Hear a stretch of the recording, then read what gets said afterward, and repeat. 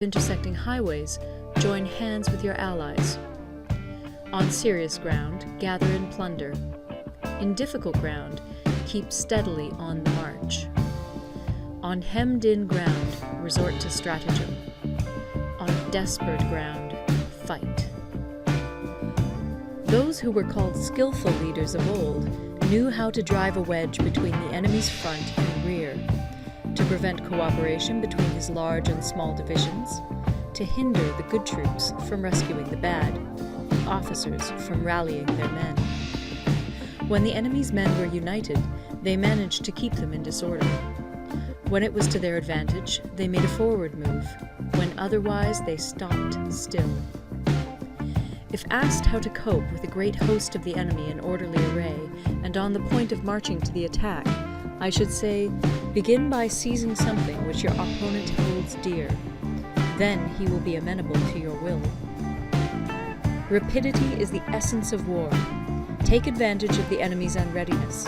Make your way by unexpected routes and attack unguarded spots. The following are the principles to be observed by an invading force. The further you penetrate into a country, the greater will be the solidarity of your troops, and thus the defenders will not prevail against you. Make forays in fertile country in order to supply your army with food. Carefully study the well-being of your men, and do not overtax them. Concentrate your energy and hoard your strength. Keep your army continually on the move, and devise unfathomable plans.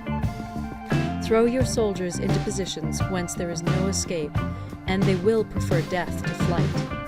If they will face death, there is nothing they may not achieve.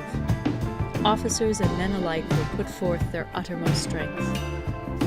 Soldiers, when in desperate straits, lose the sense of fear. If there is no place of refuge, they will stand firm. If they are in hostile country, they will show a stubborn front. If there is no help for it, they will fight hard. Thus, without waiting to be marshaled, the soldiers will be constantly on the qui-vive. Without waiting to be asked, they will do your will. Without restrictions, they will be faithful. Without giving orders, they can be trusted. Prohibit the taking of omens and do away with superstitious doubts. Then, until death itself comes, no calamity need be feared. If our soldiers are not overburdened with money, it is not because they have a distaste for riches. If their lives are not unduly long, it is not because they are disinclined to longevity. On the day they are ordered out to battle, your soldiers may weep, those sitting up bedewing their garments, and those lying down, letting the tears run down their cheeks. But let them once be brought to bay, and they will display the courage of a Chu or a Kui. The skillful tactician may be likened to the Shuai-Jan. Now, the Shuai-Jan is a snake that is found in the Chi'ung Mountains. Strike at its head, and you will be attacked by its tail. Strike at its tail, and you will be attacked by its head. Strike at the middle, and you will be attacked by head and tail both. Asked if an army can be made to imitate the Shuai-Jan, I should answer yes. For the men of Wu and the men of Yue are enemies. Yet if they are crossing a river in the same boat and are caught by a storm, they will come to each other's assistance, just as the left hand helps the right. Hence, it is not enough to put one's trust in the tethering of horses and the burying of chariot wheels in the ground.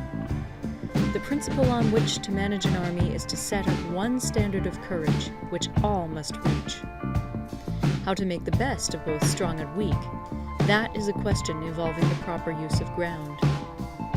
Thus, the skillful general conducts his army just as though he were leading a single man, willy-nilly by the hand. It is the business of a general to be quiet and thus ensure secrecy, upright and just, and thus maintain order. He must be able to mystify his officers and men by false reports and appearances, and thus keep them in total ignorance. By altering his arrangements and changing his plans, he keeps the enemy without definite knowledge. By shifting his camp and taking circuitous routes, he prevents the enemy from anticipating his purpose. At the critical moment, the leader of an army acts like one who has climbed up a height and then kicks away the ladder behind him. He carries his men deep into hostile territory before he shows his hand. He burns his boats and breaks his cooking pots like a shepherd